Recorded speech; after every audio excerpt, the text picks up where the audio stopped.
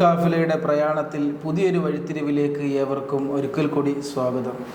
ഇന്ന് ഞങ്ങൾ വെൺമേനാട് എന്ന് പറഞ്ഞ സ്ഥലത്താണ് ഉള്ളത്.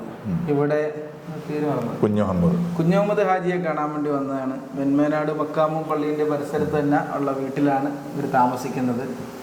ഒരു ബഹുമാനപ്പെട്ട ഖുത്ബുൽ ആലം CM വലിയുല്ലാഹിയെ കാണാനും അനുഭവിക്കാനും ഒക്കെ ഭാഗ്യം കിട്ടിയ ആളാണ്. വലിയൊരു സംഭവത്തിന് സാക്ഷിയും കൂടിയാണ്. ഏതായാലും കുഞ്ഞുമുഹമ്മദ് ഹാജിയോട് നമുക്ക് ആ അനുഭവങ്ങൾ എന്താണെന്ന് വെച്ചാൽ ചോദിച്ചറിയാം. എന്തൊക്കെയാ വർത്താനം? റാഹത്തല്ലേ? ഏതായാലും അൽഹംദുലില്ലാഹ് നിങ്ങൾക്ക് ഇങ്ങോട്ട് വരാനും നിങ്ങളെക്കുറിച്ച് നമ്മൾ വേറെ ഉസ്താദന്മാരിൽ നിന്ന് കേട്ടിട്ടാണ് ഇവിടെ വന്നത് അനുഭവങ്ങൾ. ഏതായാലും നിങ്ങൾ CM വലിയുല്ലാഹിയെ കാണാനും അവരെ ബന്ധപ്പെടാനും കിട്ടിയ അവസരം എങ്ങനെയാണ്? ഈ കാലഘട്ടത്തിലെ മശായിഖന്മാരുമായിട്ടും ബന്ധപ്പെട്ടൊരു ജീവിതമാണ് അവരുടേത്.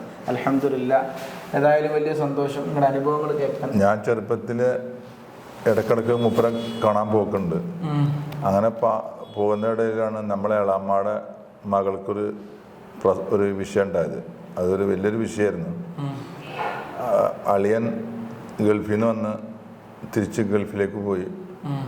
അതിനുശേഷം പെങ്ങൾ ഗർഭിണിയായി 13 മാസം കഴിഞ്ഞിട്ടാണ് 14 മാസം കഴിഞ്ഞിട്ടാണ് പ്രസവിക്കുന്നത്. അങ്ങനെ വന്നപ്പോൾ അളിയൻ്റെ കുടുംബവും പറഞ്ഞ് അളിയന് ഗൾഫിൽ നിന്ന് വന്ന ആ ഡേറ്റ് വെച്ചിട്ട് നോക്കുമ്പോൾ പ്രസവിക്കുന്ന ഡേറ്റ് കഴിഞ്ഞിരിക്കണം. പിന്നെ 13-14 മാസം അങ്ങനെ വരുന്നാൽ അത് എൻ്റെ കുട്ടിയല്ല എന്ന നിലക്കുള്ള ഒരു സംസാരം അവരെ വീട്ടിൽ നിന്ന് ചെറുതായിട്ട് ഇങ്ങനെ പൊട്ടിപ്പുറപ്പെട്ട്. അപ്പോൾ അവർ പല കണക്കന്മാരും അസ്മാൻ്റെ ആൾക്കാരും പല ആൾക്കാരും മേലിയന്മാരൊക്കെ അടുത്ത് പോയിട്ട് പല കണക്കും കാര്യങ്ങളും നോക്കി.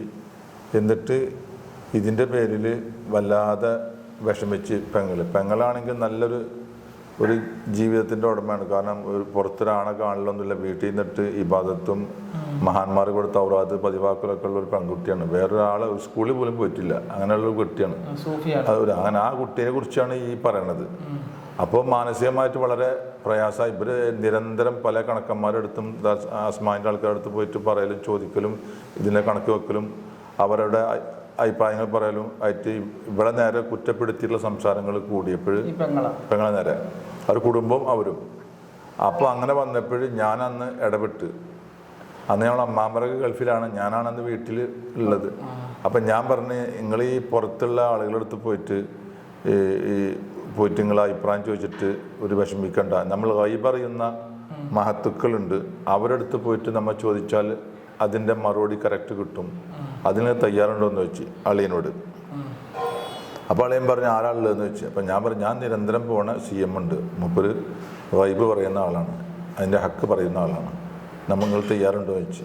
അന്നവ പോകുമെന്ന് തന്നെ. അങ്ങനെ ഞാനും അളിയനും പെങ്ങളും പിന്നെ വെള്ളം വീത്തിൻ്റെ അവരും കൂടിയിട്ട് ഞങ്ങൾ കോഴിക്കോട്ടേക്ക് പോയി. മടവൂരിൻ്റെ റൂമിൽ ചെന്ന് സലാം ചൊല്ലി അങ്ങനെ മഹാനവറുകൾ വെച്ച് എന്താ വന്നതെന്ന് വെച്ചപ്പോൾ ഞാൻ മുന്നേ പരിചയമുള്ളവൻ്റെ പേരിൽ ഇന്നറിയാം മൂപ്പർക്ക്.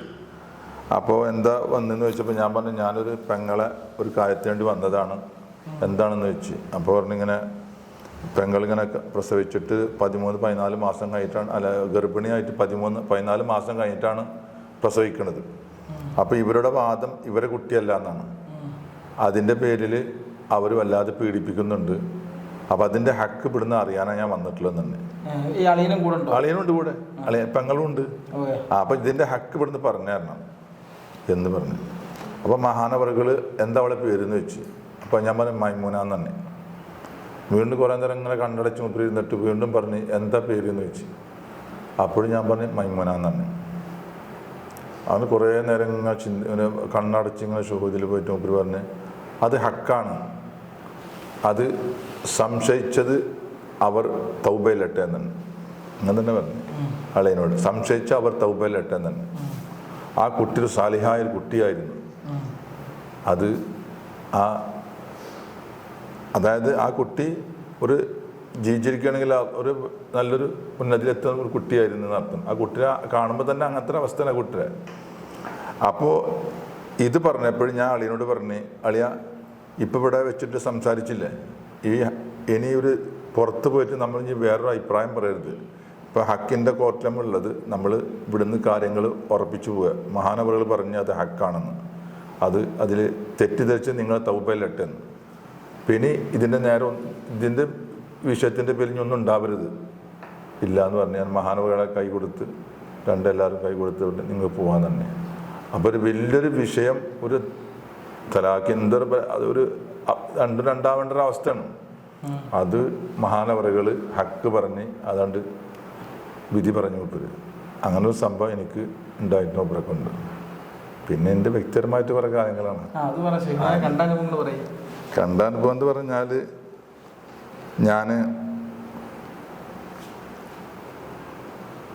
അന്ന് സ്കൂളിൽ പഠിക്കുന്ന കാലത്ത് 10ാം ക്ലാസ് പരീക്ഷ സമയത്ത് ഞാൻ മഹാനവരുടെ പോയി.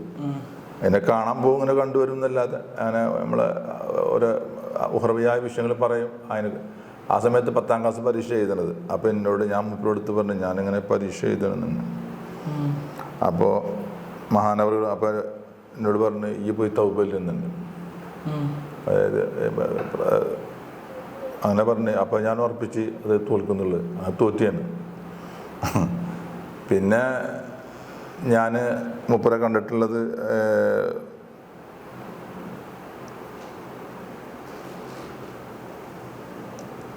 ഞാൻ മുത്തുപ്പേട്ടയിൽ പോയിരുന്നു. വേറൊരു നമ്മളൊരു അമ്മാമുണ്ട് കമാലുദ്ദീൻ ഹാജി എന്ന് പറയാം. മഹാനവറുകളുടെ സമ്മതപ്രകാരം ഞാനിങ്ങനെ മുത്തുപ്പേട്ടയിൽ പോയി. എന്നോടൊരു അമലായിട്ട് അവിടെ ഇരിക്കാൻ പറഞ്ഞാണ്. ഞാനങ്ങനെ ഒരു 5-8 മാസമാണ് ഉണ്ടായിരുന്നു. അപ്പോൾ ആ സമയത്ത് എനിക്ക് മുത്തുപ്പേട്ട ഒരു ഇഷാറത്തൊന്നും കിട്ടണില്ല. അങ്ങനെ ഒരു എന്താ പറയുക, നമുക്കൊരു സന്തോഷം കിട്ടുന്നുണ്ട്. അവിടെ പോയാൽ നമ്മൾക്ക് എന്തെങ്കിലും ഒരു മനാമ കാണാൻ ഒന്നുമില്ല. അപ്പോൾ എൻ്റെ ഉസ്താദാണ് ഈ അബ്ദുൽ മുസ്ലിം ഷംസുല്ലമ്മയുടെ അനിയൻ, ഞങ്ങളുടെ നാട്ടിലെ കാവ്യം. അയാൾ മഹാനവർക്ക് ഒരു കത്തെഴുതി, ഞാനിങ്ങനെ മുത്തുപേട്ടയിലുണ്ട്, മൂപ്പരോട് പറ്റിൻ്റെ കാര്യം എന്ന് പറയുന്നുണ്ട്. അപ്പോൾ ഉസ്താദ് CM-ൻ്റെ അടുത്ത് പറ്റി പറഞ്ഞു, ഇങ്ങനെ കുഞ്ഞമ്മദ് അവിടെ മുത്തുപേട്ടയിലുണ്ടെന്ന്. അപ്പോൾ മഹാനവറാണ് അവനോട് നിൽക്കാൻ പറയുക, എല്ലാം ഞങ്ങൾ നോക്കുന്നുണ്ടെന്ന് പറയുന്നുണ്ട്. അപ്പോൾ നമുക്കൊരു സന്തോഷമായി. മൂപ്പര് അങ്ങനെ മറുപടി പറഞ്ഞല്ലോ. അങ്ങനെയൊക്കെ ഈ അനുഭവങ്ങളാണ് കൂടുതലുള്ളത്. പിന്നെ ഇടയ്ക്കിടയ്ക്ക് പോയി കാണും മൂപ്പരെ, അതാണ്. വേറെ പിന്നെ അങ്ങനെ ഉണ്ടായിട്ട് പിന്നെ ഞാൻ മൂപ്പര് വഫാത്തായിട്ടുണ്ടായ സംഭവം വഫാത്തായിട്ട് എനിക്ക് കാണാൻ കഴിഞ്ഞില്ല. അപ്പോൾ എനിക്ക് ഭയങ്കര വിഷമം, മൂപ്പരെ വഫാത്തായിട്ടൊന്ന് കാണാൻ കഴിഞ്ഞു. അങ്ങനെ മൂപ്പരെ എനിക്ക് അന്ന് രാത്രി സ്വപ്നത്തിൽ വന്ന് കണ്ടിട്ടുണ്ട് മൂപ്പരെ. അതൊക്കെയാണ് അനുഭവങ്ങളല്ലേ. ഏതായാലും അൽഹംദുലില്ലാഹ് വലിയ സന്തോഷം. ഏതായാലും ഇപ്പം ബഹുമാനപ്പെട്ട ഇടക്കയിൽ അതാണ് മൂപ്പരായിട്ട് അടുപ്പം. അതേ കാലത്ത് അതെ, നമ്മളൊരു ചാപ്പനങ്ങാടി വീരാൻകുട്ടി മസ്ജിദായിട്ട് അടുപ്പുണ്ടായിരുന്നു. അങ്ങനെ കൊണ്ടൂർ ഖാദിറായിട്ടും അങ്ങനെ കാണലും പോലൊക്കെ ഉണ്ട്. സാലിഹ്യങ്ങളെ CM-നെ കാണൽ, വടകര മൂപ്പര കാണലുണ്ട്.